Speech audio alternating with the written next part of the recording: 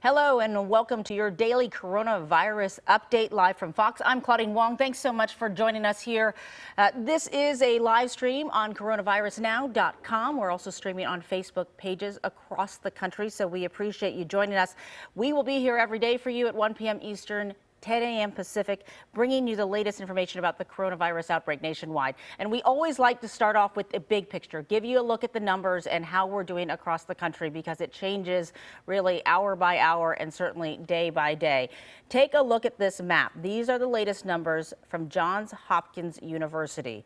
Right now, the total is 46,548 confirmed cases in the United States and 592 deaths. New York still is a hotspot. That state saw coronavirus cases jump to 25,000, more than 25,000. And Governor Andrew Cuomo has warned the rest of the country that the virus is headed our way. So other news across the world, if you're looking at what's happening across the globe, some big news out of India. The Prime Minister in India declared a lockdown of that country. 1.3 billion people living in that country, and that lockdown will last for 21 days. All right, let's check in on our stocks, because the market we have been watching very closely. We are in the green territory. The Dow is up 8%. That's good news. When you're talking about this $2 trillion measure that is aimed at easing the economic damage from the coronavirus pandemic, the good news out of Washington is that Senate Majority Leader Mitch McConnell and Senator Chuck Schumer both say, look, an agreement is close. The quote is Schumer saying, we were really on the 5-yard line yesterday. Now we're on the 2-yard line. So we don't have a deal yet, but we are getting ever closer to that. However, we are also seeing some new home sales numbers coming in, falling 4.4%. So those are considered maybe some of the first indications that we are seeing the economic impact of the coronavirus pandemic and the shutdown that we are seeing across the country and the world. All right, let's talk about the situation right now. We want to go to Geneva, Switzerland. We've got Dr. Margaret Harris with the World Health Organization. Great to talk to you again as this continues to develop. Now, the WHO making some very concerning comments really about where we're headed, saying again, not enough is being done and that this pandemic is looking to head into worse territory. Where does the WHO feel like in terms of how the U.S. is responding and how other countries are responding in terms of should we be doing even more than we already are doing? So you're quite right. The outbreak is really, the pandemic is really accelerating, and we're certainly very concerned about the very large numbers we're seeing. It took 2 months to get to the awful figure of 100,000, but only 12 days to get to 200,000, and just a few days to get to 300,000. And we may well be seeing 400,000 cases soon. And the two areas where we're seeing a big percentage of the cases coming from are, of course, Europe, where we've got some very, very large outbreaks. But we're also now seeing that a large number of cases are coming from the US. Now, Dr. Harris, that's not a surprise, right? Like, we're just trying to ramp up our testing, right? So the question is, are more people being infected, or are we just identifying more cases? I mean, does the WHO think the US should be on a nationwide lockdown? So certainly it's a bit of both about the numbers, and the fact that you're doing much more testing is great, because that means you're on a you're on a way of finding where your virus is. If you find everybody who is infected, find all the people around them who could have been exposed to those people, ensure that they can be properly quarantined, they understand how to self-isolate, they understand not to share bathrooms with others. If they're in crowded housing or they can't be truly self-isolate, it's important to find them somewhere where they can self-isolate. So all those things are more important actually than lockdowns. But lockdowns are being done because it's quite often difficult to persuade people or enable people not to move around too much and not to come in contact, especially when you do have a large amount of virus in your community. Yeah, I've heard it described as the lockdowns are more defensive, right? And we need to get aggressive and beyond the offensive in terms of sourcing where everyone has been. I wonder, though, you know, is it too late to do that? We've seen, you know, Singapore do that very early on, but now we have so many community spread cases. I mean, is it really even possible to now identify contacts and shut that down in that more offensive position? We know that actually it's never too late. And we've seen China look like they were on a terrible, terrible trajectory. Their case numbers were going right up, and they had 80,000 cases. And, Wuhan looked like it was in the most impossible position, but they went for it. They went for it. They used technology. They used their people. They used every strategy possible, all the sort of contact tracing, the quarantining, the isolating. They also use the lockdowns because it's easier to get people to stop moving if they're not going to Yeah. work, if they're given a means or an order to stay in place. It's certainly easier to manage the other things, but it's not the only way. Now, you in the US, brilliant at technology. Where's all the technology in the world coming from? You're brilliant inventors. You're fantastic at thinking out of the box. So we know you can do it. Well, we certainly hope. We have some very bright minds working on it, certainly in the U.S. I wonder if we're getting encouraging news, though. You talked about China. You talked about Wuhan and seeing the continual drop. It flattened and then it dropped. In Italy, they were reporting, the first time, we're hoping they're at their peak. I mean, I think they have to wait a few more days to see if that trend really holds. That's got to be encouraging news that it wasn't just China who was able to stop it, or South Korea or Singapore, and now Italy. And if we can kind of model after what's happening there, then we can maybe see light at the end of this tunnel. You're so right. We are certainly seeing a glimmer of hope in Italy. Now, for the last 2 days, there new numbers of cases and also new numbers of deaths, and that's a good thing too, less people dying. Have reduced. Now, it's not a huge drop, but it's a drop. It was like anything we can get. Thing. Yes. Now, I want to ask you, President Trump has said he sees the country reopening in weeks, not months.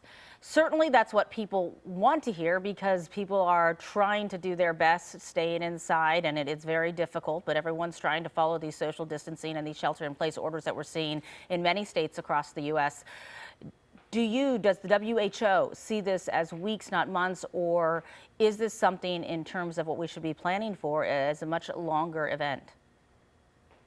Certainly, we do see it as a longer event. Of course, it can be shortened by really rigorously doing those things I said before, testing, following everybody, finding everybody. But it's important to understand that each community does do it differently. You've got to do it in terms of what works in your community. If you impose something on a community that's not going to work, that's not going to be culturally acceptable, it will fail.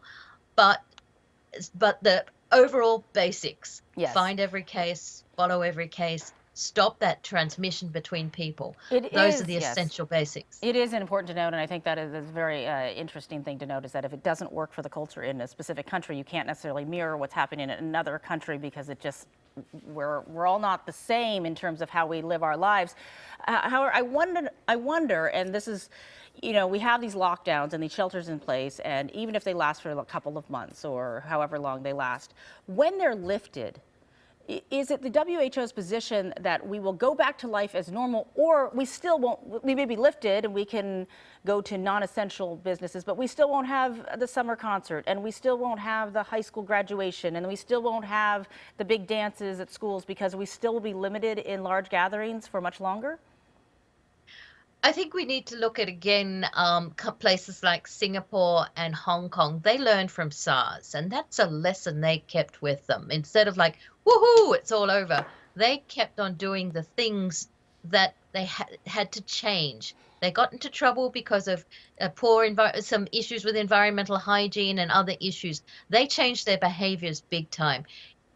Even now, between SARS and now, every building you'll find the hand gels, you'll find that the lift buttons are wiped down, that they really understood that we did have to change behavior, and we will need to change behaviors because we do not want to see something like this happen again. Yes, unfortunately, we see one virus and then the next one and then the next one, and I guess the reality is our world will never quite be the same. So I guess that is something we are embracing. All right, Dr. Margaret Harris with the WHO. As always, we appreciate your insight and your time coming to us from Geneva, Switzerland. It's a pleasure. Thank you, Claudine. All right, if you are just joining us, this is your daily coronavirus update live from Fox. I'm Claudine Wong. I appreciate you joining us. We are going to spend the next hour and a half or so going over to various experts across the country. We are live streaming for you on coronavirusnow.com. We are also on the Facebook pages of our sister stations across the country. We always like to check in with medical experts and get answers to your questions, so please leave comments there. We love to hear from you. This broadcast starts every day at 10 a.m. Pacific and 1 p.m. Eastern. And again, we want to bring you the latest from across the country, and so we appreciate you tuning in. We want to take you now to Austin and Dr. Pradeep Kumar, who is an internal medicine specialist. He's joining us from Fox 7 in Austin. Dr. Kumar, thanks so much for joining us. Thank you. Thanks for having me. Okay, so let's get right to it. I mean, you just heard from the WHO, and we heard about how our lives are changing and people are changing in terms of how we're kind of just adapting. It also has changed the way we kind of look at everything in terms of our interaction with people. And do you see this as a long-term issue where you're going to be telling your patients from now on, to kind of watch their interaction with people? Because it's a brave new world we're living in. Yeah, I think there's two answers to that. There's the short-term response and there's the long-term response. And in the short term, it's going to be to get through this pandemic. And for this pandemic, the message is very clear. Social distancing, stay at home, shelter in place, limit your contacts, that's for sure. And there's no way around that. And that's going to be the short-term answer. I mean, that's going to be the key. While we seek treatment and testing and protection, self-isolation, sheltering in place is going to be the key for this go-around. In the long run, we'll have to wait and see. Will life ever get back to normal, to the way it used to be? Or are we going to be like the WHO director was saying, in Hong Kong and Singapore, we're a little bit more careful and we understand the spread of infectious agents and we take further precautions as we go forward? I bet you it's going to change our society and our culture a little bit, probably for the better and the improvement. But I do see that there's a short-term and a long-term response to all of this. Yes, it is hard to imagine what the world's going to look like, next year. I want to talk about testing, because as more testing comes out, we've seen drive-through testing come up, and then you hear from folks who, 5 members of the same family who all had different symptoms, and it becomes hard to figure out which symptom is the one that should get you in that drive-through line to try to get the test, to get you to the emergency room, to get, obviously, trouble breathing is a big issue. People have high fevers, but how are you working through these kind of myriad of symptoms? I mean, we have the main three, but there's really a lot of different ways that COVID-19 presents. Yeah, it's very difficult. Particularly, you're correct to mention Texas, and particularly I'm in Central Texas in Austin, and we're probably the allergy capital of the world. We feel like it anyway. And, particularly right after January, which is cedar fever season for us, and now we've had a lot of rain, and there's molds and wheats and grasses, and there's a lot of allergens in the air. And so cough and sneezing and even low-grade fever is a very common symptom amongst many of those people in Central Texas right now. And so the number of tests that are available is what kind of limits who goes to those drive-through lines for us right now. You could talk to any primary care physician here. When we request a test, I'm not a primary care physician, by the way. I'm a subspecialist gastroenterology, but I do speak with those physicians on the front line that deal with these people. And when they have these fever and cough and sore throat and shortness of breath, there's a lot of criteria that they have to jump through, a lot of hoops they have to jump through before the public health system that has the majority of these tests will approve it. And oftentimes they just don't, because they don't meet the criteria, and you have to go to a commercial lab to get these tests. So you're absolutely right. It's very confusing. For the patient himself, if you're young and healthy and not at risk and not having severe symptoms, it might be wiser just to not get tested and assume you have it and self-quarantine. A lot of people are saying that because it might be difficult to get the test. But if you do have a fever and shortness of breath and you're very concerned about it, these drive-through testing are becoming more online, and they will be available more readily, probably more in the future than they are right now. Yeah, so I mean, I think that the distinction, right, is it would make us all feel better to know that we were negative, even if we were having some symptoms, but we're just not at that point. Are you thinking that we'll get to the point, in terms of more test kits being out there. I mean, ideally, right, that would be down the road, that if you even have suspected, but that may be after this current crush of cases is done, maybe not during it. Right. And I do think, I agree totally with you, that there's an advantage to knowing that you're positive or negative. It definitely is. It's just that that availability to know that you're positive and negative is not universally available now.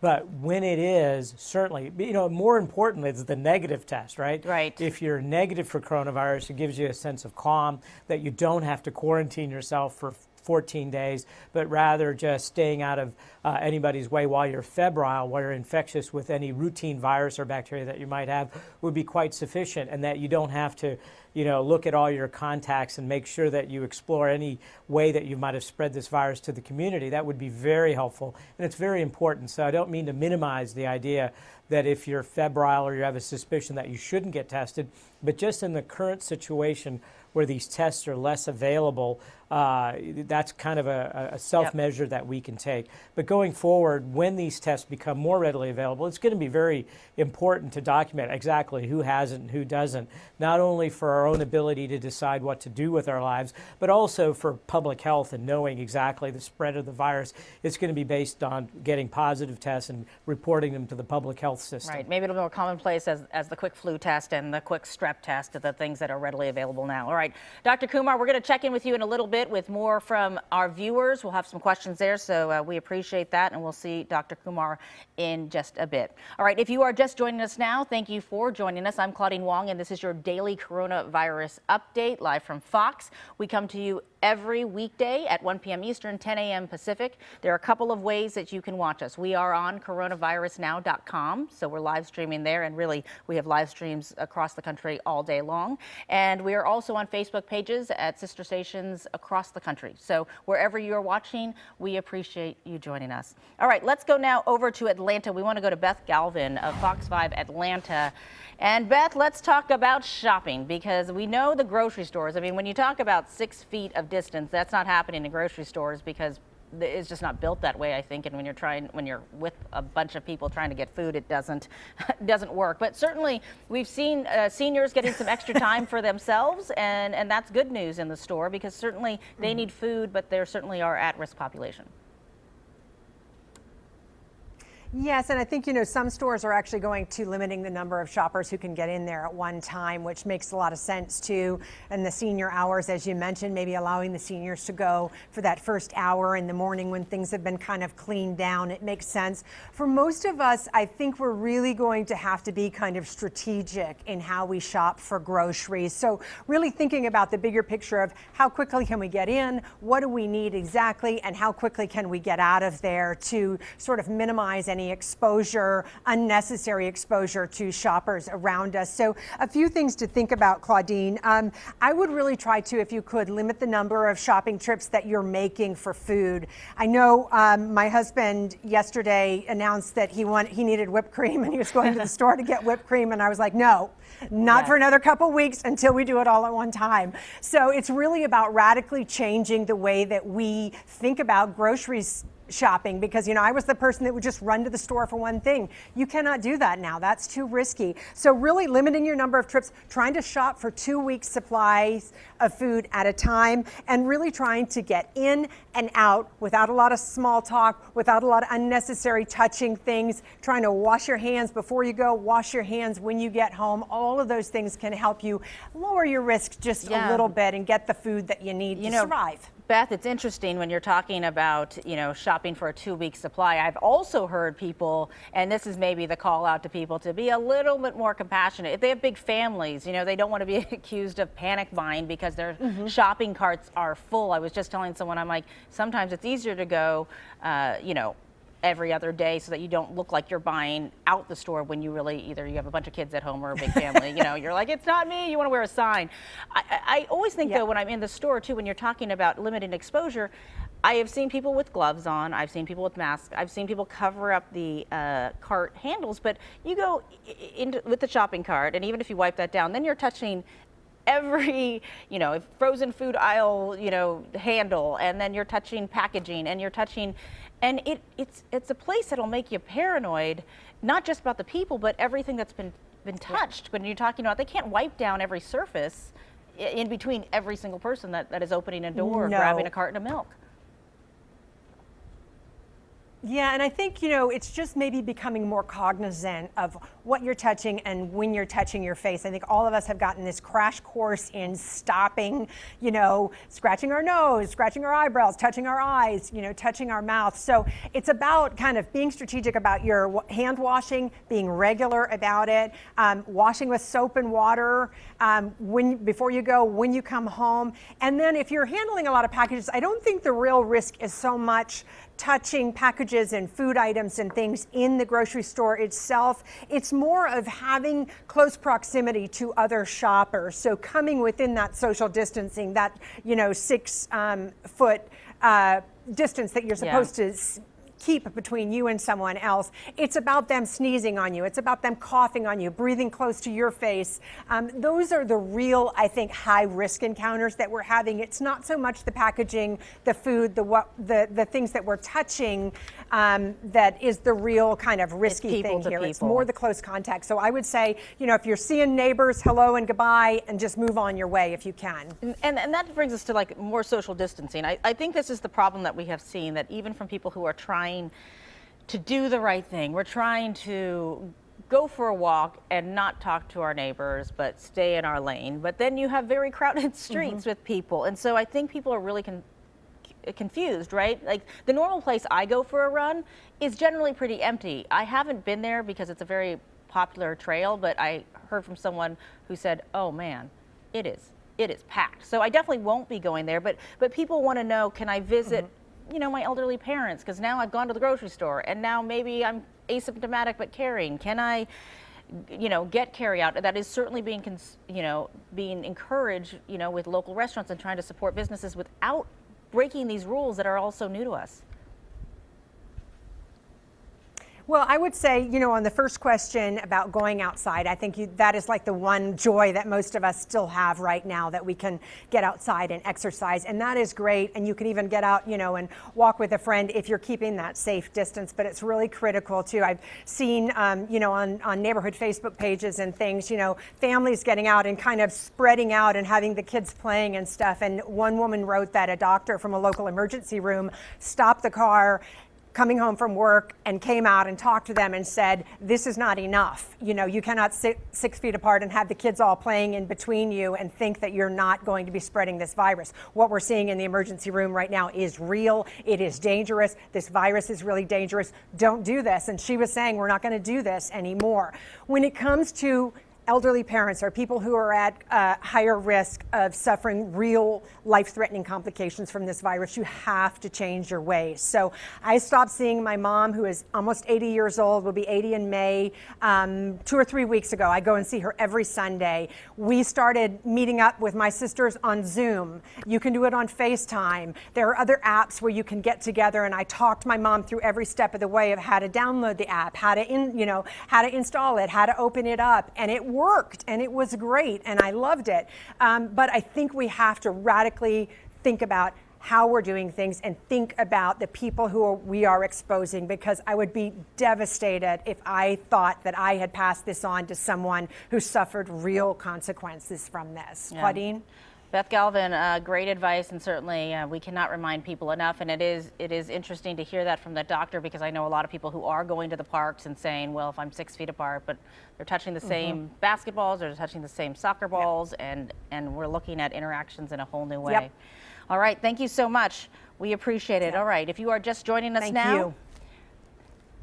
This is our daily coronavirus live update, live from Fox, and we appreciate you tuning in from across the country. We start this broadcast, this is about 2 hours long. It starts at 1 p.m. Eastern and 10 a.m. Pacific on coronavirusnow.com. We are live streaming. We are also streaming to you on Facebook pages from our sister stations across the country. And so please comment below if you have questions for our medical experts, because we always like to check in with those experts to get answers to your questions. All right, we want to go now to San Francisco and KTVU Fox 2's Allie Rasmus, because we're talking about people getting out, Allie, and getting out means for a lot of people, oh, this is a great time to go to a state park, this is a great time to go to the beach, but then we've seen these pictures of too many people with the same great idea and now actions being taken, right, Allie? Yes, that prompted Governor Gavin Newsom and also some local leaders to enact a closure to some of the parking lots at state parks throughout California. Now, there's about 300 state parks in California. We've counted by our tally about 36 of them have the parking lots closed. This is one of them. This is China Camp State Park. This is in just outside San Rafael. And so for our viewers elsewhere in the country, that's about 20 minutes drive north of the Golden Gate Bridge. Now, you see the gates closed. Normally they're open by 8 o'clock, but that's not going to be the case for the foreseeable future because of this order. And it really comes after this weekend. This weekend for many folks was the first weekend after this stay-at-home, shelter-in-place order went into effect. And so with everything canceled, folks were trying to get outside, trying to get some fresh air, and everyone decided it was a good idea to go to the state parks and national parks and local parks. Well, when you have all those people who've been cooped up all week getting out, you end up having way too many people at the state parks. And that was the situation here at China Camp. We spoke with the executive director of the organization that oversees this park, and he told me this Saturday and Sunday, it was like, quote, spring break. That's how he put it. He says they've never had a Saturday and Sunday in March with so many people. There were thousands of people here. And not only were they concerned about people gathering and getting too close together, there were people kind of overrunning the trails here. It was just too much capacity too much volume for the capacity at this state park here. So that's why the parking lots at state parks throughout California, there's about 36 of them, are shut down for now until the foreseeable future. You can walk to this area here. They have the gate closed for the cars, but if you want to park somewhere else and walk a long distance, you can still walk to the park here, but you're not going to be able to park here. And that's really meant as a deterrent to keep people from congregating at all these parks and outdoor spaces. Claudine? Well, I imagine that will work because some of these state parks are in places that are kind of hard to access. Are you seeing people walking in and around there? Because if you can't drive there, walking there or finding other parking tends to be, I think, at a lot of state and national parks, it's difficult. Yeah, and I think that's the idea behind this in restricting the parking. You will naturally kind of slow down the rate of the number of people coming to places like this. Now, there is, I'd probably estimate in this pullout on the road right next to this entrance, there's probably maybe about a dozen parking spots, maybe on the side of the road, but it is a pretty windy road to get here. It's not like this is next to a neighborhood that you could walk from your home easily to get here. You could ride a bike to get here. But earlier this morning, we did see a gentleman taking his kayak out here, and he was by himself. He was a pharmacist, so he says he's well aware of the need to socially isolate and keep your distance from other people. So he was about to engage in this very solitary activity of going out by himself on his kayak, and he has his pickup truck still parked here. He couldn't drive down to the ramp, but he just used like a wheelbarrow type thing to take his kayak all the way down to the water. And I asked him if he was, what he thought about the situation. And he says, it's the least I can do to keep people safe, because we do want to deter people, large groups of people, from congregating and gathering in these outdoor spaces. It defeats the purpose of staying at home and socially isolating. Right. And so, a dozen parking spaces out there. I mean, are we talking are these huge parking lots? Because if you've got thousands of people that they saw at state parks across the state of California, these are big parking lots they're shutting down. Yeah, just taking a look down here, there's probably, I'd say, 50, 60 parking spaces at the bottom of this ramp. If I move out of the way, there isn't a ton of parking here. But again, the executive director of the organization that oversees China Camp State Park, where we are, said that there were just way too many people. He estimated in the thousands on Saturday and Sunday. And so he said it is a good deterrent to shut down the parking lots to keep people away. Yeah, I imagine in places, and I know what we saw beaches, it becomes more of a residential park, a local park after that, if you can only ride your bike or bring your kayak down. And I can't imagine that the neighbors around there, the ones who are still close, aren't liking this idea a lot too, because it is the place that they would want to go for some isolation and some outdoor time as well. Right, shutting down the parking lots kind of becomes this de facto way of managing the crowds. If you're limited in the number of people who can come from out of the area to this location, then you're just not going to have as many people out here. That sounds great. All right. Ali Rasmus reporting from China Camp State Beach and Park. Thank you so much for that live report. And certainly it looks like that, at least in the short term, is solving the problem. All right, if you are just joining us now, this is your daily coronavirus update live from Fox. I'm Claudine Wong, and we appreciate you joining us. There's been a lot of news that has come across this morning that we are watching for you. President Trump is just coming on from the Associated Press saying he wants to loosen virus restrictions as he hopes to have the country opened up and raring to go by Easter.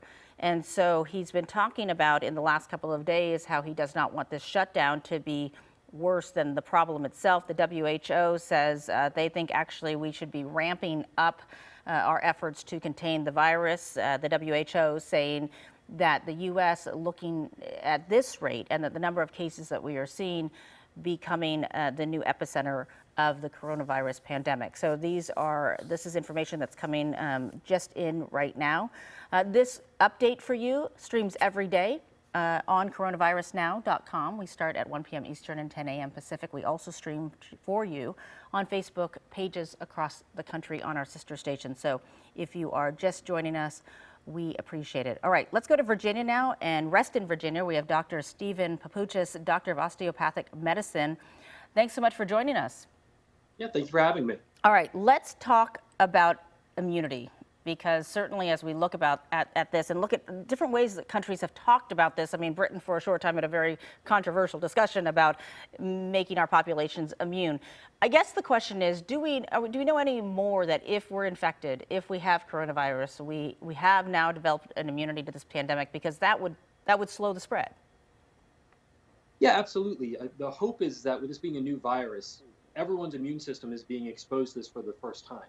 So the way immunity tends to work is once we've been exposed to a bacteria or a virus or different pathogen, your immune system builds antibodies to that. So if you get exposed again, your immune response is usually enough to handle that type of infection. But occasionally, you get hit again with a virus or a bacteria, and it's not enough, but you're not as sick. So the hope is that as the first wave of this virus goes through the world and through the United States, you build up some immunity. Your immune system can then recognize the virus more easily, and then it can combat that going forward. But the problem is with it being such a new virus, a novel virus, it's unclear if that phenomenon is going to actually happen. So there's still a lot we don't know, but that's the hope. That's the hope, yeah. Hopefully you recover and you do fine. I've seen people make the comparison to it could be like Zika, where you do develop that immunity and you can't get it again, and that's why Zika kind of faded into obscurity, not because Zika went away, but because there's not as many pathways for Zika to get out and to infect a larger number of people.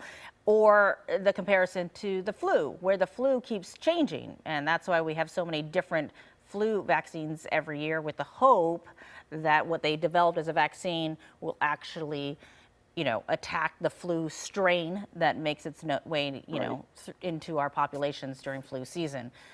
Is there anything that you're seeing that leads us to believe it's one versus the other? I mean, we have the hope that it's more like something that we could become immune to, or at least have it not hit us as hard. But are we seeing the science that backs it up? No, right now, I don't think there's any evidence to suggest that it's going to act one way or the other. I think this is still too new. We're still too fresh. I think it's going to be interesting to see what happens in Asian countries, China, South Korea, see how their population responds. I think there's a lot of people who are expecting there to be a second wave at some point, but we don't know how impactful that's going to be. We don't know if it's going to be at the same intensity as this one.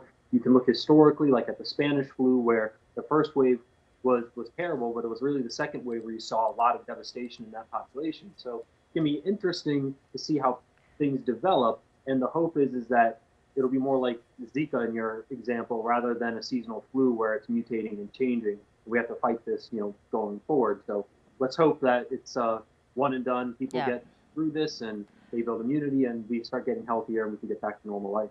But it is important, I think, for people to remember the science isn't there yet. I was making the comparison to someone about chickenpox. And I'm like, remember when we were kids and they would put us all in the same room and said, you should all get chickenpox, it'll be good. And now everyone who I know who has had shingles said, okay, that's a bad idea, because the impact of that later in life, the vaccine is better than getting this the chicken pox virus and having the antibodies in your system, because now the virus is there and it lives there. So we don't all want to get coronavirus is I guess the point. No, I think if we can avoid getting sick, that's better than actively going out and seeking the virus. I would definitely not recommend having little parties with friends that say, oh, I think I have coronavirus. Let's everyone get together. And herd immunity, we've heard that term a whole lot. But I think the best thing that we can continue to do now is practice safe hygiene techniques. Wash your hands, practice good social distancing. If you're feeling sick, self-quarantine, call your doctor, get some instructions in that way, and just use common sense. I think because this is something that, while maybe some younger people, the symptoms are a little bit more mild, we've seen in countless examples and testimonials that patients who get sick very rapidly, and their symptoms can happen very severely, very quickly. So if you can avoid it, avoid it. Do not go out and seek to build your own immune system. I think that's not a wise proposition. Yeah, I know. Young people feeling invincible, and it is not something, I think it's always good to say, make sure people stay as healthy as they can is always the best advice. All right, Dr. Papuchis, thank you so much for joining us and for those thoughts on this immunity that we are hoping for, but really can't really depend on at this point. All right, if you are just joining us, we appreciate you tuning in. I'm Claudine Wong, and this is your daily coronavirus update live from Fox. We are streaming for you on coronavirusnow.com if you're watching us there. Thanks so much for tuning us in and logging on. If you're watching us on our Facebook channels on its sister stations across the country, we appreciate that as well. Make sure you leave comments below so we can get those to our medical experts.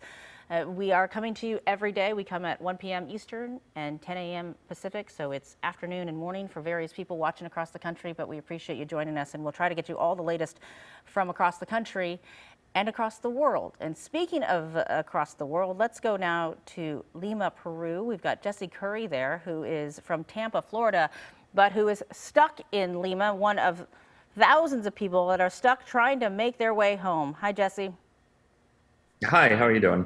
So tell us where you are right now and how you got stuck there, because the stories vary from different people who have traveled over and to different countries during this outbreak.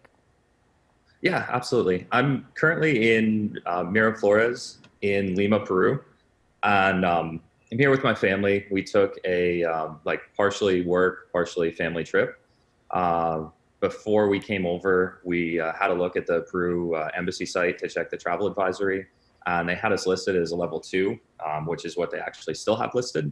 And we came over and had a great Saturday and Sunday. And then Monday morning found out that we were stuck. So you didn't get a lot of notice. I mean, and some people were like, why would you go? Why would you go? Why wouldn't you, stay put? And why didn't you get out right away? But you really didn't have much notice. And is there a part of you that says we should have looked at that level 2 differently? I mean, it was hard. Things have changed. I mean, they change hour to hour and not even day to day. Well, so a level 2 is basically what every country other than the U.S. has been at since September 11th. So if we, if we didn't travel to level 2 countries, we wouldn't travel at all. Yep. Yeah, and it's actually level 4 right now, but the website still hasn't been updated. So it's still showing as a level 2, which is basically use caution while traveling. And they called out some specific border areas that we shouldn't visit, but didn't say anything about not visiting. And then this closure is really unprecedented. The idea that a border would be closed and people wouldn't be allowed in is pretty common. But the idea that people wouldn't be allowed out is unheard of. Where have you been able to get lodging? Because different people I've talked to who are stuck in Peru, one person was in a hostel, someone else got lucky and got a hotel that was able to stay in. I believe, are you in an Airbnb? Yeah, I'm in an Airbnb, and we're extremely lucky. We're definitely some of the more fortunate folks here. When we were you able supposed to be to home? get this Airbnb and secure it until April 1st. Okay. We've got a full kitchen, we have a washer and dryer, and we're set up to be fairly safe. But there's a lot of folks that are in much worse conditions right now. People that are sleeping at the airport outside, people that are stuck in hostels, people that aren't allowed to leave their hotel. Heard of women that were unable to find formula for their babies, people that are having medical problems, people that haven't been able to find replacement medications. And I've been doing what I can to help people with that, but haven't been able to find replacements for all medications yet.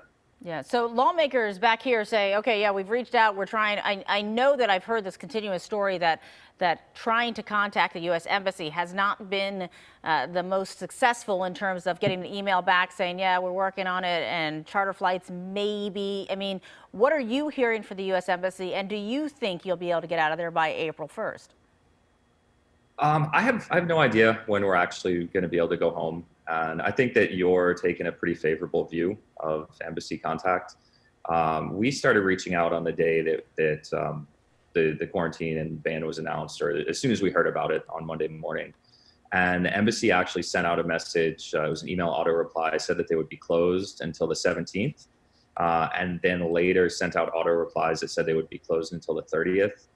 We tried calling the emergency line. It just rang and rang and rang.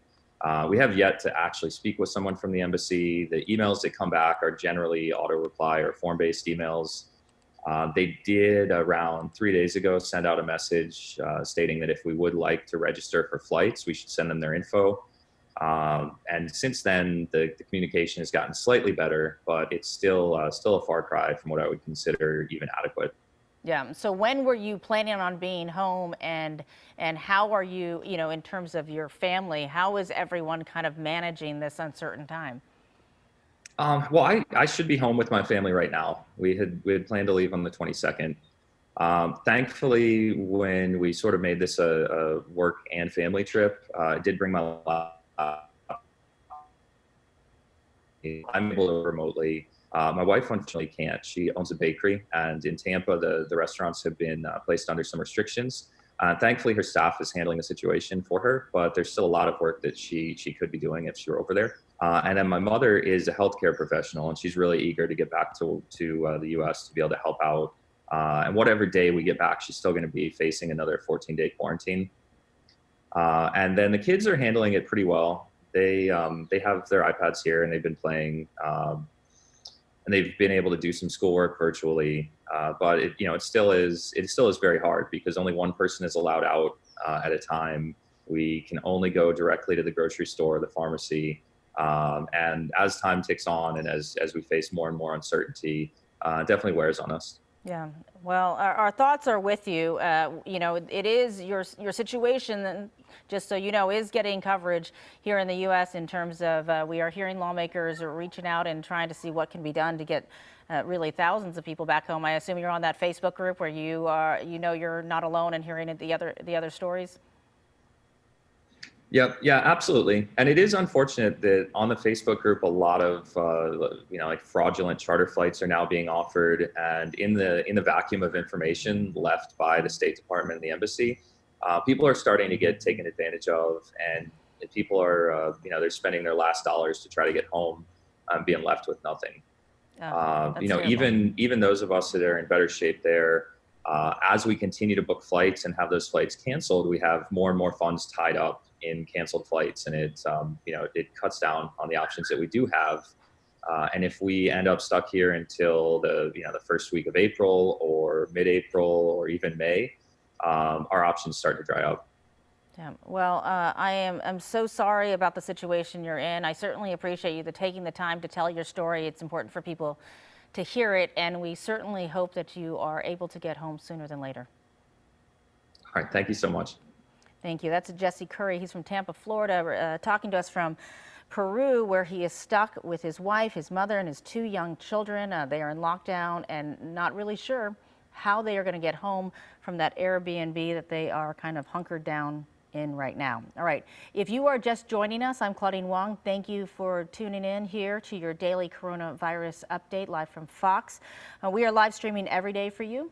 We are on the website coronavirusnow.com. We are also on Facebook pages from our sister stations across the country. So if you're watching us on Facebook, that is a great place to leave your comments and weigh in on things that you might be wondering about, and we will hopefully be able to get you those answers. This part of our live stream starts at 1 p.m. Eastern and 10 a.m. Pacific every weekday. So thanks for joining us, and we'll try to bring you the very latest on this coronavirus outbreak nationwide as new information just keeps coming in minute by minute. All right. Right now we want to go back to Austin, Texas, and that's where we have Dr. Pradeep Kumar joining us from Fox 7 Austin. And this is a time when we get a chance for all the viewers who have questions about how to manage this, and we get to throw them at you so you can give us all the best answers for them. All right. So let's just get straight to it because we got a lot of questions to get through. Here's a good one. How long can the coronavirus stay airborne? I have read different estimates. Yeah, that's a very, very good question. And, you know, the closest answer I've seen is published in the New England Journal of Medicine just within the last week or so. That's getting a lot of traction on physician COVID-19 Facebook sites and communication sites. And what they did was they compared the current coronavirus to the SARS virus and how long they both stayed up in the air. And while they were roughly like 3 hours, which is the similar amount of time that it can stay kind of airborne in that one article. But there was no increased infectious ability of COVID-19 compared to SARS. So I think that while they say it's 3 hours, there's no meaning that it's similar infectious possibility. So it can be airborne 3 hours, but I don't think it can be infectious for 3 hours. I don't think you can inhale it other than if you get coughed on or sneezed on by somebody that has active disease. The rest of it's going to start filtering down, and the last remnants of some particles can stay airborne, but it's going to be no more infectious than SARS was back in 2005. Yes, I think I just saw another article about how one of the cruise liners, which had a number of coronavirus cases on board, they still found evidence of the virus on surfaces for 17 days, which was pretty crazy. Although, as you just said, it was less virulent, as the days went on, and it wasn't as strong. So much to learn really about how this virus operates and lives. Our second question is about, vulnerable populations, and we keep getting this question because I think asthma is so common among so many people, and it makes them nervous when you're talking about not being able to breathe and the breathing issues people are having. So that leads us to this next question. I have asthma. If I get COVID-19, am I more likely to become seriously ill? Yes. The short answer is yes. The reason is because there's less reserve capacity. If you have an underlying illness, particularly a respiratory illness, and if you encounter a virus that has respiratory complications, your margin for error, your margin for reserve is decreased. Now, the good news is that more than asthma, as a predictor of your underlying how severe the disease is going to be your age and your other health conditions. Certainly a person with asthma compared to a person without asthma of the exact same age and caliber, the person with asthma is going to more likely suffer a respiratory consequence. However, compared to an elderly person that's 80 that's on chemotherapy, I think the young asthmatic is not as likely to encounter a bad outcome. So yes, I mean, asthma increases your risk for an adverse outcome, but minimally so if everything else is okay. The point being, you ought to, if you have an underlying condition, more reason to be self-quarantined if you needed an extra one, and also to take care of your asthma, to be sure that you're on top of your asthma, that you keep it as cleared as you can to avoid those triggers for asthma. Take your medicines appropriately, make sure you have a 90-day supply, and you stay on top of your underlying chronic disease. Yes, we all have to make sure that we check all our boxes of what we can check and keep ourselves absolutely healthy. Okay, let's talk about construction workers. Construction work, in the state of California was in the first few days, it just kind of stopped because people weren't sure, if they were allowed to work. Now it's been deemed an essential service, and so some construction sites are up and going. The question is, what can construction workers do to protect themselves if they are required to continue working? And we've heard about masks and different things that they've normally used on job sites, but certainly there's a lot of concern for those folks because I think some of the areas in construction work, you are in close contact with other people just by the nature of the work. Yeah, but I mean, I think that it's probably easier in that field to practice social distancing while at work than it is in some other fields. And, you know, from what I've seen from construction, it's not my area of specialty, construction work, but when I see them out and about, you know, they oftentimes are not in close quarters. They're able to spread out. But that having been said, if you need to be in close quarters, to take the same precautions that we as healthcare workers are undertaking right now, you know, wearing gloves. I wear gloves at work, not so much that I'm worried I'm going to pick it up on the ground, but also I touch my face often, and I want to prevent from doing that. I wear a mask, not the N95 masks that are pivotal in preventing exposure when you know you have a positive COVID patient, but rather just a common surgical mask that also helps me from touching my face. And so those common precautions, I think, along with social distancing, will take these construction workers a long way, and also feeling a measure of calm, because many of the jobs in construction work don't require close proximity. So I think they're going to be okay. Okay. Our next question, when you talk about those N95 masks, is about what to do. I mean, we know we don't have enough of them. So can you reuse or wash those N95 masks if you are not a healthcare worker? Let's say, you know, what you were just talking about, someone has an extra one and they use it once, and technically you're supposed to toss it. You know, it's better than nothing. You know, it's not the ideal. It's not the optimal. It's not the way they were designed. They're really optimal is one use and done. However, it depends on your supply. And if you don't have another large supply, and if it's the same person using them, I think it's better to just reuse that mask than to toss it if you don't have anything reliable to go to. If it's a real N95 mask, then it should be okay. What we're hearing more about is that you can get these N95 masks ordered from overseas, and they come and you test them and they don't have the right fit. There are some counterfeit N95 masks out there, so you have to be very careful about what you're ordering and the quality of the masks. But you know, reusing them is better than not having them. Better not than not, yes. All right, our last question for you right now, it talks about donating blood. We've seen a big cry for more people to donate blood, but I've heard people ask this question: do we need to be worried about people donating blood who may be affected with coronavirus, because, you know, are they able to screen for that? Yeah, you know, as far as I know, they can't screen for that for sure, but there's probably not going to get into your bloodstream. You know, this is not a virus that we believe is going to make you septic, meaning that it gets into your bloodstream and causes disease all over your body. Most of the people that are being infected it's in their respiratory system, and there's no evidence yet that it crosses into your bloodstream and creates a systemic infection.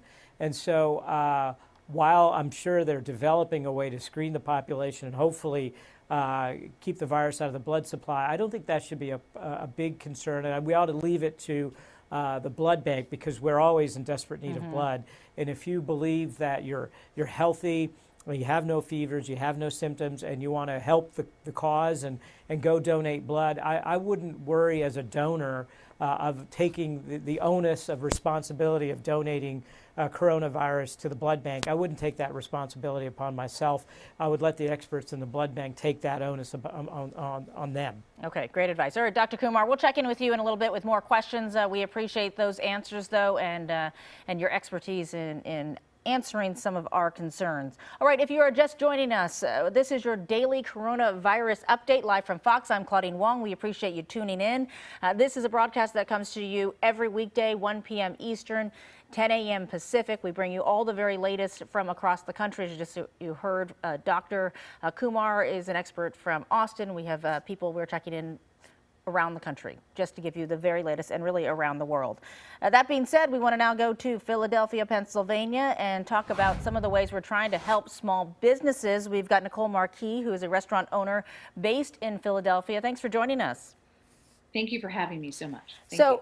In Philadelphia, you've got, 150 restaurant owners from around the region coming together. I mean, this is a place where I've seen a lot of people, a majority of people on social media saying, this is something I can do. In a time where I can't do anything, we can at least get some takeout, some, stop by, try to support our restaurants. Obviously this is a terrible time for restaurants everywhere. It absolutely is. It's utterly devastating. And we recognize that all Americans are hurting right now. I'm advocating for the restaurant industry, not just because it's my industry, but because it's one of the largest industries in America. And because so many of its employees don't just live paycheck to paycheck, they really do live tip to tip. So we don't have months, we have weeks to really get the relief we need for our beloved employees. And like you said, this is the one thing that we can do right now. We can order takeout, we can order delivery, and support our small local businesses in our neighborhoods.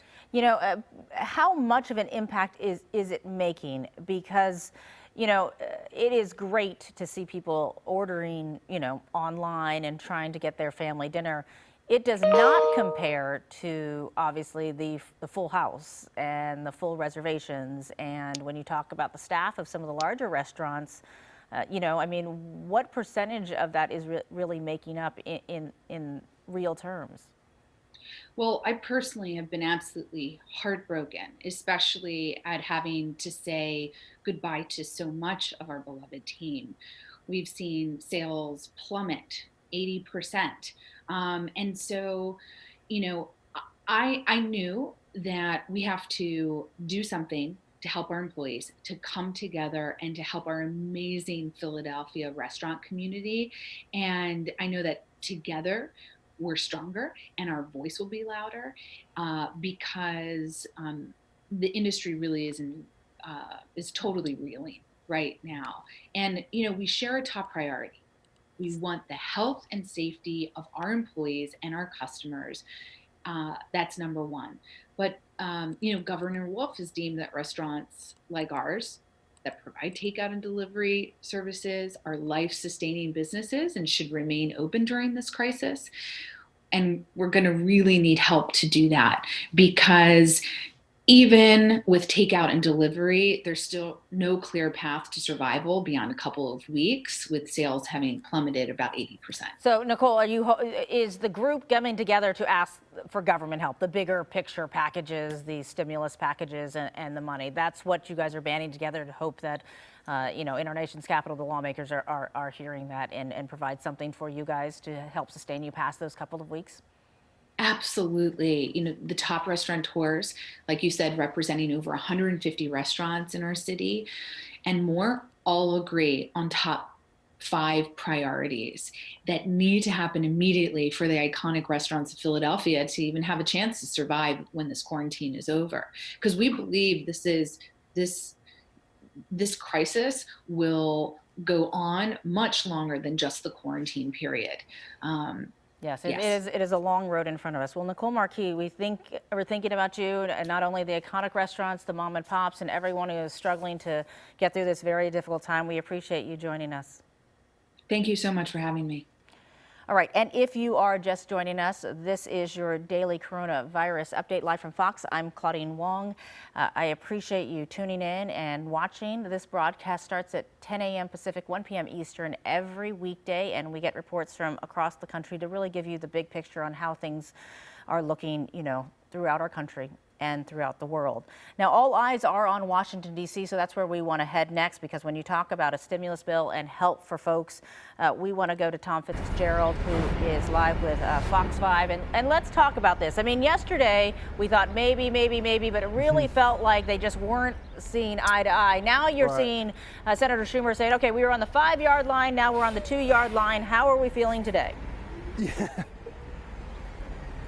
You know, Claudine, when I talked to you yesterday, it was like narrating a boxing match. You know, yes. Just forget about the 2-yard line. We were trying to wonder what round they were in. They were going at it so hard and at each other, and really in personal terms yesterday in the Senate. It's seemingly a brand new day today, because just moments ago, the Democratic Minority Leader Chuck Schumer did say that they think that they are on the 2-yard line now. Now, that's an improvement, because this morning the Republican Majority Leader Mitch McConnell said that they thought they were on the 5-yard line. So let's see if we can get this ball over the goal line now. What was the big change? Well, after that raucous debate yesterday that really did get personal at times on the floor of the United States Senate, they continued the talks, and the talks continued not only with the Senate leaders, McConnell and Schumer, but also, importantly, they brought in the U.S. Treasury Secretary, Steve Mnuchin. So what we're looking at right now, and again, keep in mind, they haven't passed anything yet.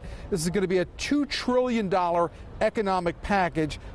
They're going to have protections for workers in there. They're going to have restrictions and controls on the corporations that will get some of this money. You're looking at about $500 billion in economic stabilization to bail out these corporations. That includes $75 billion for industry-specific loans, things like the hotel industry, things like the airline industry. We're looking also at 4 months of unemployment at salary rates, and there are also going to be about $350 billion in loans for small businesses. That's something else that the Democrats were demanding in this bill. Now, as far as the tentative agreement on those checks that we have been telling you about, that appears locked in right now. $1,200 of government payments to individuals. That's going to go up to $7,500 a year. Now up to $99,000 a year. You're going to lose $100 for every money up to that. So anything over $99,000, you're not going to get anything. But they will have these payments in place. That is locked in from what we believe right now as part of this deal, Claudine. Yeah, you know, Tom, President Trump had said, hey, I want to open the country by Easter. But it doesn't seem like his comments are really impacting the ongoing discussions of, you know, you talked about it yesterday. No one's subtracting everything. Everyone wants both sides what they want. They're just adding and adding to make sure that both sides get as many things into the bill, you know, as possible before it goes for another vote. Yeah, and there's two things going on up here really in this city right now. You have that scene up the street at the United States Capitol, this wrangling over the bill, and then here at the White House you have these ongoing discussions with the president saying that he would like to see maybe some of these restrictions loosened. What he has said, though, even though he's gotten a lot of criticism for saying that, is that he is going to rely on the data. And that's what some of his medical experts have said as well, too. If the data shows that's possible, then they would certainly look at it. But, you know, one of the messages that goes along with what the president has said about maybe opening this back up or loosening is that it has to go by the data. And, you know, the president himself even said just now on his town hall with Fox, he doesn't want the protections to be, you know, worse than what the country is dealing with coronavirus. Obviously, the news seems a little bit better on Wall Street today. However, you know, that is based a lot today, we understand, on this optimism that the Senate bill is going to get through. Now, Claudine, I should tell you, yesterday we talked about what will the House of Representatives do. The Senate is here, but the House has been on recess. It looks right now that Speaker Nancy Pelosi says that they are going to pass this by a voice vote. They only need 2 members on the House floor to be able to do that, a Republican and a Democrat. We do have a few members still in town here. So it looks like once the Senate completes its work, votes this, sends it over to the House, that the House will be able to make quick work of this because they have been involved in this negotiation. We're not looking at any large-scale conference committee trying to render 2 different versions of the bill. It appears everybody is on track with this version right now as it stands in the Senate, and then they will move quickly in the House without having to bring all of those members from all of those different congressional districts here to Washington from across the country. No, that's good news. All right, to take the sports analogies too far, right? We already feel like we're in double overtime here, and so, you know, trying to get that last bit over the 2-yard line would, you know, would be great. Do you have an idea of when that vote would take place? Yeah, and, you know, we try to be careful about making these predictions because more often than not, you know, we are quickly proven wrong by the politicians. Chuck Schumer was asked about this. He says he does not think the remaining issues that are a part of these negotiations are anything major. He thinks they can achieve some kind of concrete agreement, perhaps within the next 2 hours. That would put us Washington time, maybe around 5 o'clock, maybe around 6 o'clock. They could get it over to the House at that point, and if they are able to do this by acclamation, get the bill signed, sent up here to 1600 Pennsylvania Avenue, and get the president to sign it. Yeah, well, we do know Wall Street will certainly like that. All right, Tom Fitzgerald, thanks so much for that live report from our nation's capital as we continue to keep a close eye on things and wait and watch for a vote and some agreement that gets us over that finish line. All right, if you are just joining us now on this coronavirus update live from Fox, we appreciate it. I am Claudine Wong, and we are coming to you from coronavirusnow.com, which we live stream every day. We're also on Facebook pages at stations across the country. That is also where you can leave comments. We certainly like to get any questions that you have answered by the medical experts that we have weighing in every single weekday here. So thank you for joining us, and we appreciate you coming in and really just trying to wrap our minds and our brains and our arms all around this coronavirus pandemic that has really taken over our lives. All right, we want to go down to California and to the Los Angeles area because Lieutenant Colonel Hal Kempfer, retired U.S. Marine Corps Reserve, worked with the DoD during pandemics. Thank you, Lieutenant Colonel, for joining us. Thank you, Claudine. So let's talk about this. You worked with the DoD on pandemics in terms of a response and how this is all, working its way out. How are we doing, and where could we go from here in terms of, we've seen a couple of different people talking about, whether it's the president talking about maybe things will reopen and we'll kind of get back to normal by Easter, and other people saying maybe we're headed for a more serious lockdown like they saw in Italy. Claudine, what they're going to be doing is looking very closely at the numbers to see the spread, if you will, the transmissibility of the virus. Some of the things that we're doing now, and I go back and I reference things that we did after the SARS epidemic, things that we did with H1N1, avian influenza, if you will, back in the previous decade. A lot of work went into that, and some of the things that we're doing now, for example, the broad stay-at-home order, quarantines on the level that we've seen today, a lot of these are things that we talk about in the training, talk about as possible courses of action. Frankly, we get a lot of heads would be shaking back and forth going, we'll never do that. Well, we've already done that. And so we'll be watching to see how closely this works. I don't have a crystal ball. But my sense is, looking at the numbers right now, especially coming out of New York, that we're going to see these measures in effect for quite a while. Not a week, but probably weeks, if not longer. And then at some point, depending if there's something out there on the pharmaceutical side that can mitigate this, we're probably looking at some sort of other prophylaxis type measures, possibly telling everybody to wear masks. Maybe goggles, gloves, obviously washing your hands, Perel, these are things that are already known. But we got to, to get back to some semblance of normal, we're going to have to take measures to stop the transmission of the virus.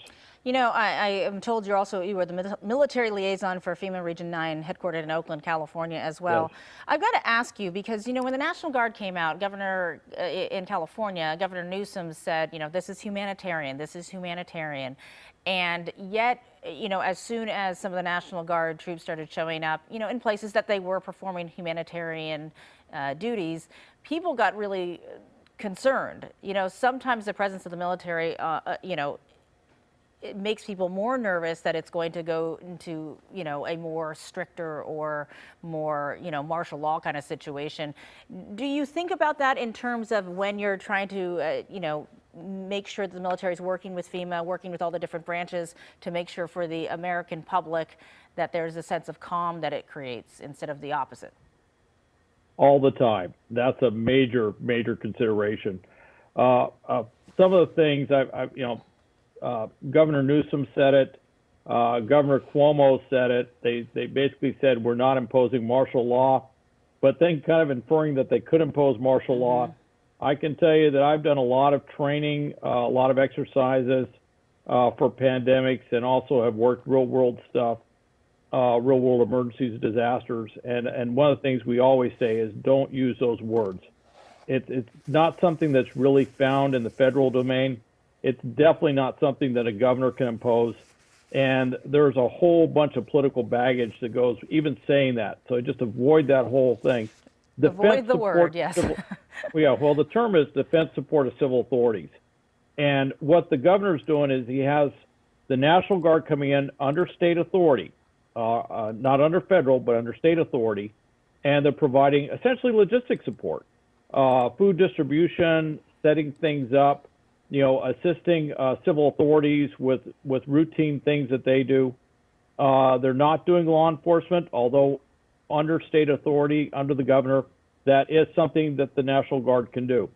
And they are being reimbursed partially reimbursed, I should say, up to 75% due to the Stafford Act being imposed.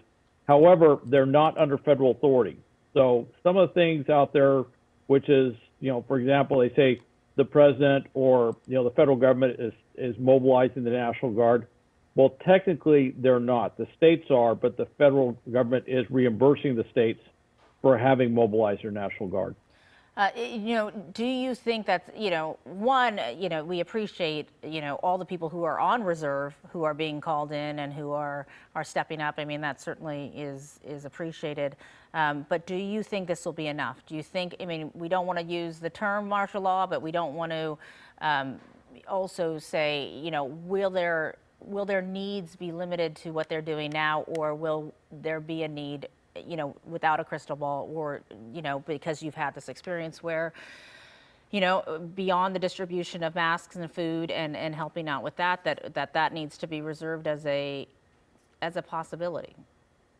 Well, what I would anticipate is we're going to see a lot more military resources coming out. This morning, the Pentagon announced that they're mobilizing or activating 5 field hospitals. From what I can tell, those look like federal resources, federal military resources that are being controlled out of the Pentagon directly. There is a tremendous amount of resources we have on the active and the reserve side, on the federal military side. Also, the National Guard under the state authority has tremendous resources. But the challenge that the National Guard has, California is unusual because it's such a big state that we have a very large National Guard component with a lot of different types of units. Some states are much smaller. They don't really have a whole lot of National Guard, so they may have 1 or 2 or a few units, and it could be sometimes none of those units really are useful. For example, if your state has an armored tank company, there's not a lot of things an armored tank company can do for you except provide troops. The tanks aren't really useful in a pandemic. If your state happens to have a field hospital unit, that's very useful. If you have a large medical battalion, that's extremely useful, or a logistics unit. So there's going to be a lot of work back in the Pentagon. There's an office where they have these joint planning groups that go over all the resources we have. I used to get extensively involved in this planning effort, where we look at what units, where they're located, what they can provide, what we need, what the requests are, and we try to fit the best resources to whatever need or request is out there. And we also sit back and we say, look at other resources, don't just look at the military. Sometimes it's real easy to say, let's have the military go in and do this, because we can. We're big, we're fast, we're very capable, we're operational. We can do things. We also cost a lot of money. We cost a lot more in many cases than contracting out. So there is a federal law which basically says we have to look at the economic cost of support.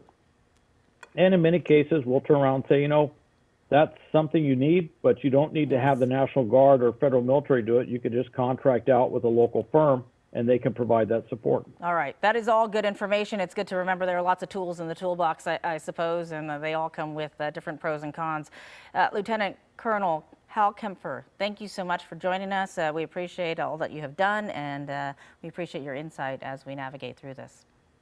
Thank you, Claudine. All right, if you are just joining us now, this is the daily coronavirus update live from Fox. I'm Claudine Wong. Thanks so much for tuning in. We appreciate it. We are live streaming for you every weekday. We are on the website, coronavirusnow.com. We are also streaming from Facebook pages from our sister stations across the country. If you are watching us there, make sure to comment below. If you have a question for our medical experts, we'll try to get those answered for you. We start this broadcast at 10 a.m. Pacific and 1 p.m. Eastern every weekday, trying to just bring you the latest from across the country and across the world as we deal with this pandemic. Speaking of those questions, let's go back now to Austin, Texas, and Dr. Pradeep Kumar, internal medicine specialist, joining us from Fox 7. Austin, hello again, Dr. Kumar. Let's get to those questions because a lot of people kind of weighing in. So our first question deals with what we're hearing from the president. He was saying the president wants to lift stay-at-home orders in weeks, not months. And people are concerned, right? Will that have been long enough for the virus spread to peak? That's a big question. Yeah, I think that's extremely optimistic. That would be nice. It would be very nice, nice right? if that was true. Yeah, that would be nice. I respectfully disagree with the president. Yeah, I mean, leave it the at that. WHO, we talked to them a little bit earlier too, and they were saying the same thing. So we had Dr. Harris, and so certainly we hope for the best, but this is the prepare for the worst, I think, section of the discussion. But so I guess we'll wait and see and we did hear that the president was saying that's going to be based on data. So we'll all be looking at our numbers very carefully. Let's go to our next question. How long can the virus last on cotton clothes? I don't know if is there a difference between the different types of clothes we're wearing in terms of a surface and how long that virus is on the surface of anything? Yeah, that's a good point. And also, it's not just if the virus is detectable. In the last segment, we talked about how long it could be detected in the air, as compared to the SARS virus. But you made a point that was legitimate. It's not just if you can detect it, it's if it's infectious. Does it matter that you can detect it? Just like many of these COVID tests that we're doing, sometimes the endpoint is if your nasal swab or pharyngeal swab is positive, but that doesn't necessarily mean that it's clinically infectious or it's still clinically evident. And so, 3 hours in the air is what we've studied. On clothes, it can last probably a similar amount of time, but I doubt if it's remaining infectious. It does decay, it does get destroyed, and routine washing should destroy all of this. I think that it's important to be careful, particularly amongst healthcare workers. Myself and many of us, we err on the side of caution because some of this information is just almost impossible to get. And so what I do is I wear scrubs, and when I come home, I put them in the washer and we wash them, before we expose any of our family members to them. And that's pretty routine care. I'm not too overly really concerned that I'm going to spread the infection on my clothes. Yeah. It's appropriate to be cautious, but not, don't take it freak to an out, extreme. but if you could throw it in the washing machine, if you go to the store and change into clothes that you have just wearing at home, maybe it just makes us all feel a little bit better. Yeah. Yes. Okay. Like when Yes. you go to the store, if you're not confronting somebody that's infected, Yeah. I don't think you need to worry. When you're out there in the world and you're just wandering around, your clothes are the least of your concerns. Right. I think it's for healthcare workers that are going in and out of the hospital that ought to take this a little bit more cautiously. The rest But of I us, think they we're already okay. do, right? Yeah, I think it's a fight against being paranoid about every place we've been and everything that we are doing. And then there's the being cautious. Our next question, and I hear this a lot, especially as shelter in places kind of go on and on and on. This one saying, would it be okay to hang out with a friend who I've already seen in the last week? I had someone say, I've been home for 14 days, so I definitely don't have it. So can I go out now? And no. Yeah, that's a good question. At the earliest parts of the shelter in place, we had our safe family, right? Yes. We had the family that we were supposed to go to spring break with, and we just hung out together for quite a few days. But what's happened since then is that we've separated, and they've had a different exposure risk than we have. I've gone to work and come home. Our friends have gone to work and come home. And the longer you're separated, the number of contacts that you have had that have potential risk is increased, right? They all increase. And so hanging out with that one friend, that one time, it's a balance. And I'm not going to answer the question directly by saying yes or no, but just observing the pitfalls of how many, it's not just that they're sick, it's like how many people have they been exposed to. So the ideal, which is very hard to do in these times, it's very tough on your mental status to completely isolate yourself. But the ideal would be to just shelter alone with your family. However, if you have limited contact with somebody that has very little exposure, I can understand why somebody would think that that was safe and important for them to do. So I certainly have compassion for that approach. Yeah, it is so hard, and trying to be compassionate to people who are struggling with just trying to manage this in a reasonable way. We always have hand washing questions.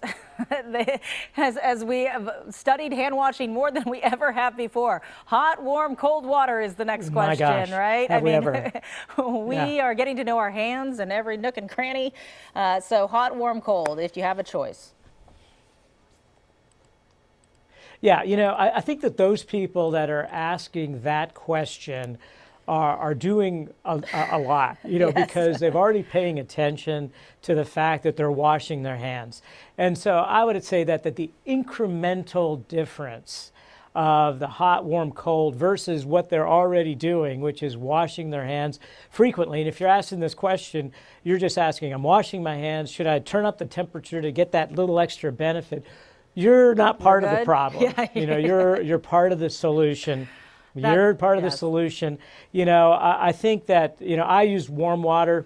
You know, hot tub warm is kind of what I like. That's just I like comfort washing level my for hands me, in that too. kind of temperature anyway. Yeah, I like to feel the water on you know, underneath my I would love to have a hot fingernails. tub.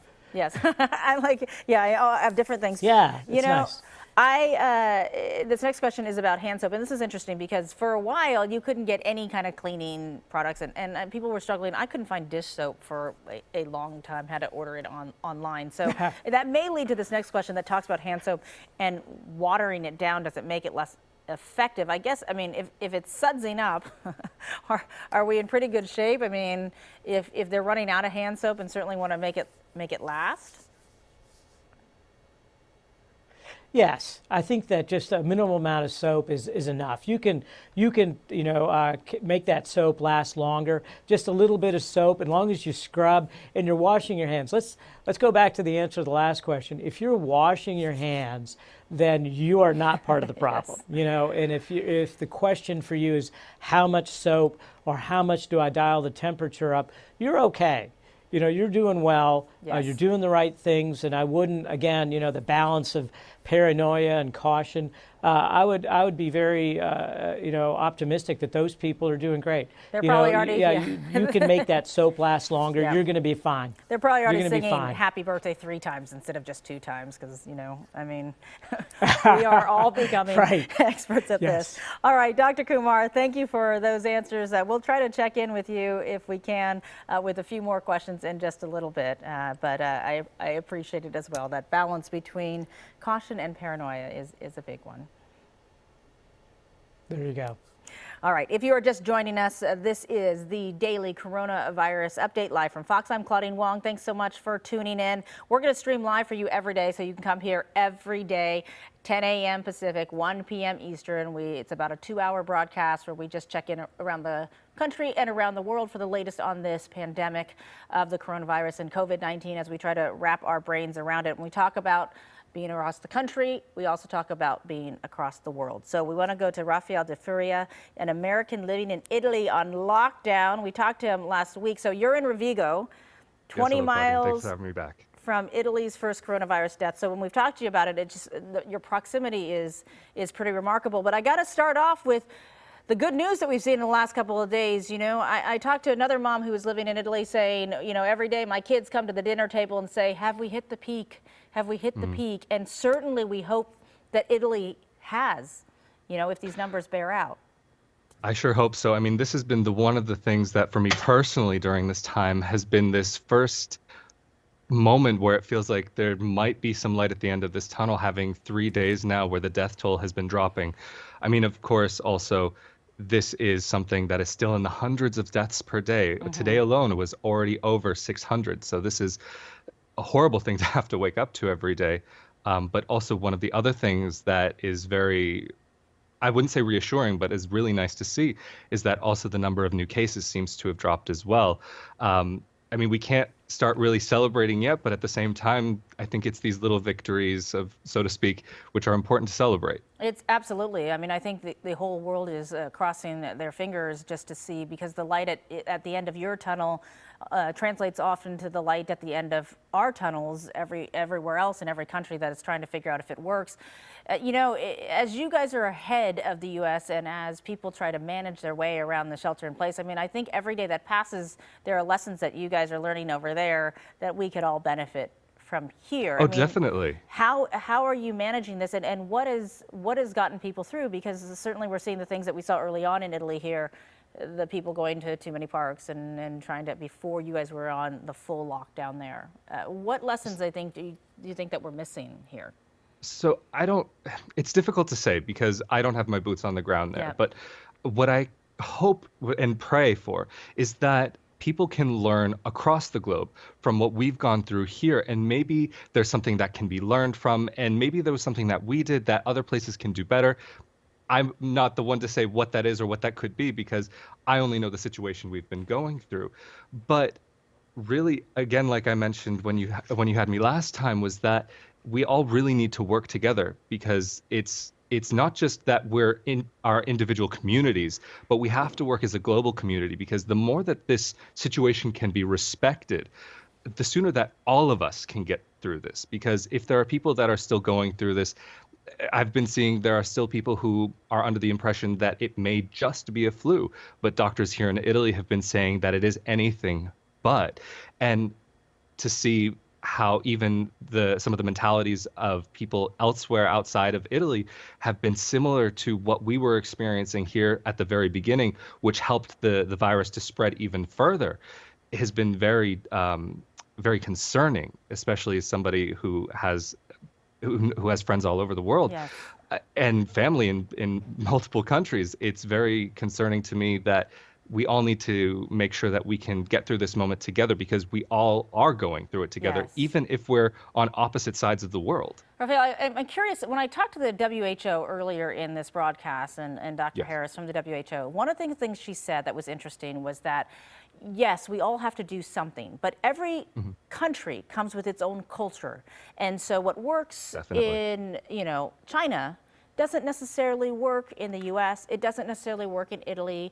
India has just ordered a 21-day lockdown. It doesn't necessarily work there. Because you have this stance of being able to speak to both cultures, how similar, in terms of when you see the way Italians embrace this versus the way Americans, have embraced it, are we more similar in the ways that you see more parallels than differences? That's really difficult to say because the American culture is very much a part of a kind of a shoot off of European culture. There are definite similarities, but there are also some definite differences which come from separation over time, and also the physical spaces that we happen to inhabit. In the United States, for example, people tend to have much more space that they can walk around in, even within their own homes. And so here in Italy, the space is a lot more tight. We have a lot more people in not more people than the US, but we have a very small country with a lot of people in it. And the apartments as well, the homes tend to be a bit smaller than what you might find in America. And this has been one thing that's been very difficult for many Italians to deal with, is because socially, Italian life happens a lot more outside of the home. And it is very much more in close proximity. You find even Italians are much more touchy-feely than Americans might be. And I would even say that's the social aspect of life, maybe even just a little bit more important than it might be for us back in the States. But again, this all happens outside of the home, in cafes, restaurants, and the piazzas, town squares of the cities, where people will just gather with one another. And Italians, like I was saying, they're very touchy-feely. Yes. Even when I go to my local deli here, it's very common that after I'm done paying, the owner will reach over the counter and pinch my cheek and say, "Have a great day." So Yes. there are these little details that all of us have to learn about manage and within our own adjust, yes. cultures how to get through to the next day. Well, even in the U.S., I was talking to a reporter from New York, and we were talking about how, you know, in New York, not a lot of people have cars. It is maybe more similar to Italy, where they are smaller living spaces, and, Right. you know, in a large apartment building, if everyone walked outside to walk around the block, it would be too many people, and that's different from definitely. a suburb in America or middle America, where they may have a much larger home, have much more space, and have the ability to kind of ride this out in a different way. Let me ask you one No, more and that's question. definitely Yeah. a benefit of living in the United States is how much more of a car culture you have. I mean, it's not that people don't drive here. It's just like in the United States, it's much more a part of everybody's life. You need Yes, to go from one place to another.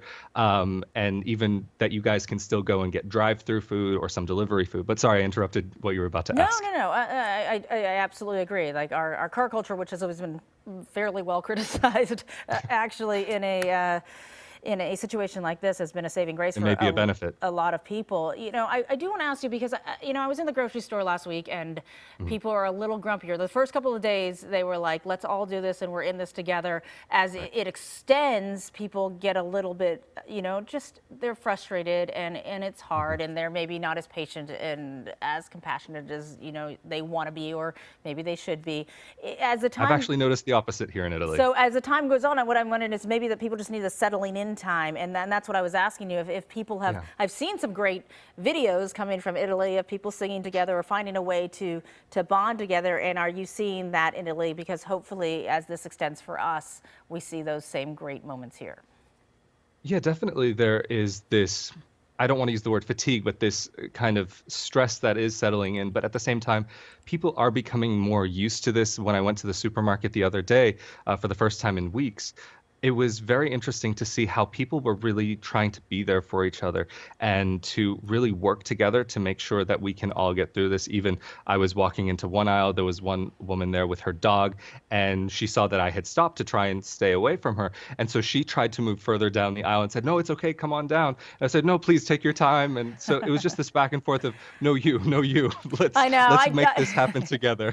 I just did that today. I'm like, it's not me. I mean, it's not you. I'm just trying to protect you from me and trying to get through a hallway together. I know. Well, no, because we all have to look out for each other and come together during time. And in it together. So I appreciate your insight from across the world, and we hope these numbers bear out to single digits and to a place where you guys can get out and your cheeks can be pinched once again without fear.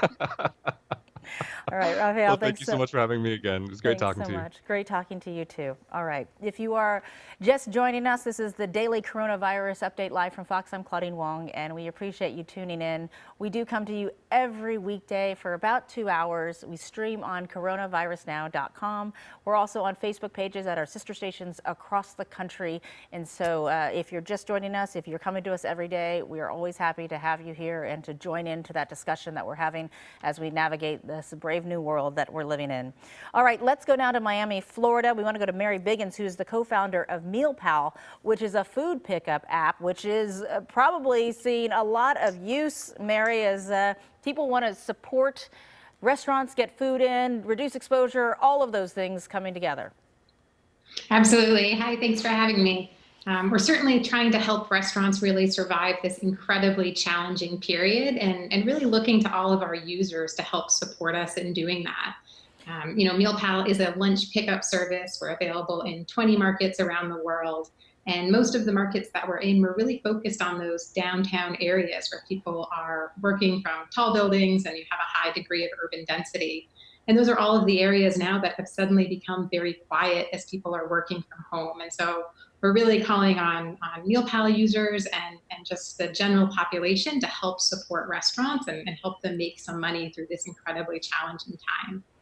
Okay, and so how have you adjusted your business plan? I mean, if your business plan was to go to the office buildings, and now how easily does it translate? I mean, how many restaurants do you have associated with your app? Yeah, we have 5,000 restaurants spread across 20 different markets, both in the US and around the world as well. And the reality is we're really focused now on helping our restaurants make it to the other side of this. We know that things will get back to normal at a certain point, and we want to make sure that when things do start to get back to normal, that the restaurants that we love will be able to make it to the other side and be a part of that experience. Is there a way that when you're watching and you're working with these restaurants and having them that, I imagine that some restaurants embrace technology and some are a little resistant to, how they operate in terms of, especially if you're a mom and pop and especially if you're in, you've just done it one way that's always worked for you and you don't really feel the need to, adjust it. Are you getting a lot of outreach from people saying, okay, tell me how to get this done because I have to do something? Absolutely. I'd say restaurants are really hungry for solutions right now, and they're really wearing their entrepreneurial hats and really trying to come up with any way to drive more value. We know a lot of restaurants right now in these urban areas have been closing down, and the ones that have been staying open have been telling us they're really staying open, in some cases at a bit of a loss, but in order to help their employees still get a paycheck and still make money.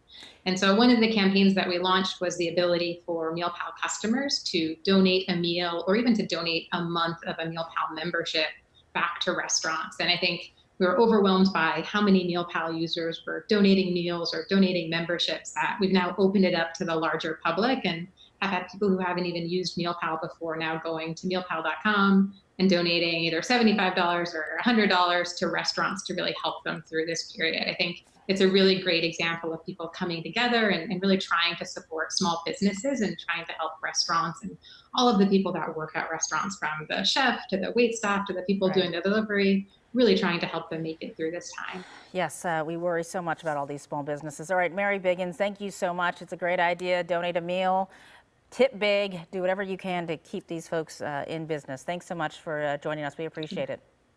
Thank you. Bye-bye. And if you are just joining us, this is your daily coronavirus update live from Fox. We have this broadcast going to you every day. It starts about 2 hours long. It starts up at 1 p.m. Eastern, 10 a.m. Pacific. You can stream us on coronavirusnow.com. You can also stream us on Facebook pages at sister stations across the country. So thanks for joining us and joining this conversation. The Facebook pages are a great place to leave questions, and then we always have our medical experts jump on in to help get you answers to those questions. So let's go back to Austin, Texas, and Dr. Pradeep Kumar, internal medicine specialist from Fox 7 Austin. Thank you so much for joining us again. And here's something I did this morning. And this is I didn't ask this question, but apparently I'm on the same wavelength as our viewer. Should I be wiping down doorknobs and handles in my house daily? I just sprayed some Lysol on the doorknobs because, I've got a decent number of people in my house, and I was worrying. I'm like, I'm out at the grocery store, I'm doing this stuff. Is this a good idea? I think that's a wise thing. I think that, simple measures. Again, we talked earlier about that balance between paranoia and caution. And particularly what you're talking about is after having been out in the community and being exposed to others and not knowing exactly who has an asymptomatic infection, if you come back and you wipe down your doorknobs, I think that's within the realm of reason. I just don't want people to go overboard and think that they need to wipe everything down every 10, 15 minutes all over their house. I think that might be erring on the side of being a little too engaged in that activity. But, simple measures like after you go and come back, that sounds quite reasonable. Yep, just put it on the chore list and make sure that, maybe it just happens, once a day when you come out, and add it to the list. We're home. That list can be long. All right, this is a concern some people have. Yes, I think a lot of people have of what precautions do I need to take if I'm caring for someone who tested positive but doesn't have any symptoms. We know they're a carrier in their home. Maybe it's dad or mom and they're kind of quarantined in the, bedroom, but they're in the house. Wow. First, that's a very tough position to be in, and I have great compassion for those people that have to care for others that are actively infected at home. And, if you were in the hospital, in the ideal situation, we would have an N95 mask. We would keep that person in isolation. We would use gloves. We'd certainly be wiping down things very often. If you have a known positive COVID patient, all those precautions are important. Like when you're in that same room, you need to have the tightest mask you can have and be wiping down frequently. And most importantly, limiting contact. It's tough if they're in your house and you're caring for them and their family member.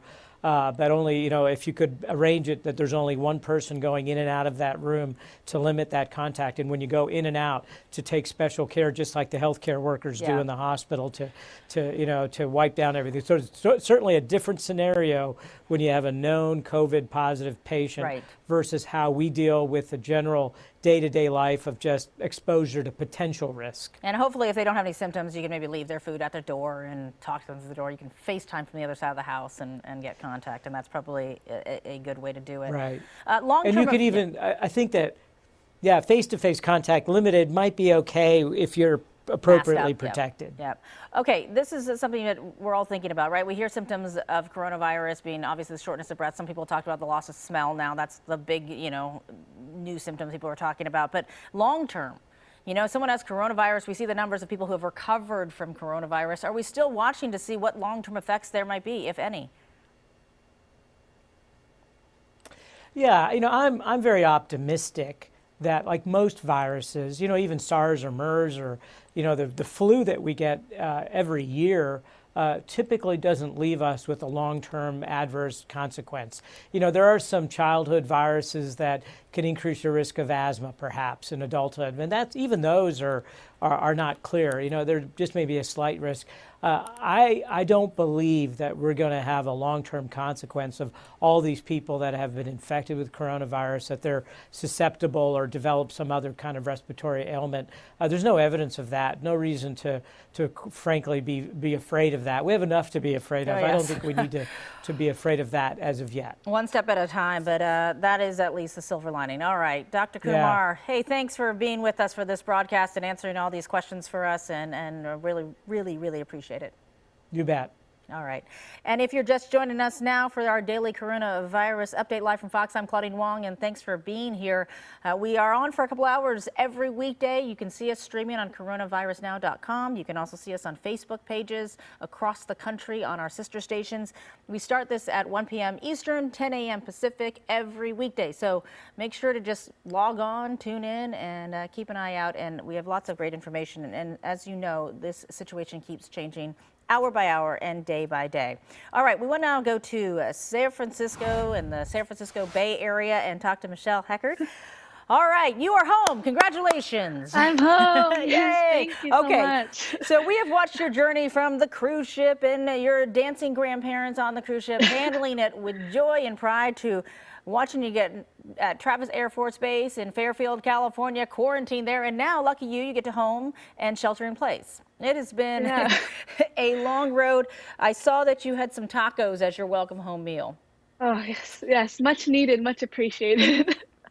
So how are you guys doing? I mean, how much is it a relief? I mean, I know at Travis Air Force Base, that 14 days, felt probably like a long time. Same with being on the cruise ship before you were able to get off. It's been interesting. I mean, we were well taken care of at Travis, but now we're coming back home and we still have to stay inside and take all the same precautions. And it just feels like we've kind of gone from one quarantine to another, from the ship to the base to here. And it's very, very interesting, I think. Yes, you guys never lost your sense of humor, though. I mean, I think I watched that you wrote some songs which were fantastic, and I love that you had the time and the creative talent to be able to do that. Your grandparents looked like they were, having a good time. We should mention to everyone that they did test you guys, and everyone came back negative. Yes, we're all negative, so we're very thankful for that. We were a little bit worried about getting our results back in time, but we did, and I was so grateful to walk away, with that paper in my hand that said I was negative, and just be able to have that sense of relief and be entering the community once again, and just trying to stay positive throughout it. I don't know, when things are going to end or when things are going to change, but I think a positive attitude can only make it better. I think how much did you hear back from your videos of your grandparents dancing and I mean, I think I saw one dancing to Aretha as you were calling it the cruise ship vault, which I love. I'm sure there was not a lot to do. So how much did their positive energy and your ability to put that out have an effect on you, and how much of a response have you gotten and continue to get? it's been so lovely to have them and for us to be able to stay together too. I mean, they bring so much joy. I think they do some like funny dances every once in a while, and it's just like so random. It makes me laugh, and it really like breaks up the monotony of the day. And it's really nice to see so many people being supportive and so many people saying that we brighten up their day. It's really, really, you know, comforting and raises our spirits too. I think it's absolutely true, though. If you can be in a good mood as you're stuck on a ship, as you're stuck at an Air Force base in quarantine, then really the rest of us who are going to the store and sort of living our lives in a semi-normal, not really normal way, then we shouldn't complain. Why do you think your grandparents were able to stay so upbeat? I don't know. I think that's just them. That's just You know, them. they always find ways to make something more interesting, and you know, they always have to, you want to be active and doing something, and they always have a smile, I think, on their face. So how many songs did you write? I probably wrote one a day, and it's You're gonna have been to like, I don't know, 18 days of quarantine in total. I don't know, maybe. Yeah, you'll have to release your Spotify album for that. You know, the question someone was asking me the other day, they're like, who is going to get on a cruise ship again after this? I know from past interviews I've seen with you, your grandparents love cruising. Like they love like it, right? cruising. They had been on how many? Hundreds. I don't know. Yeah, they're always on a cruise. Every time you ask them where you're going, they're on a cruise. Yeah, I think like 4 to 5 times a year since, I don't know, way before I was born. Do you think I don't they think ever would go on another cruise again? I think they will, to be honest.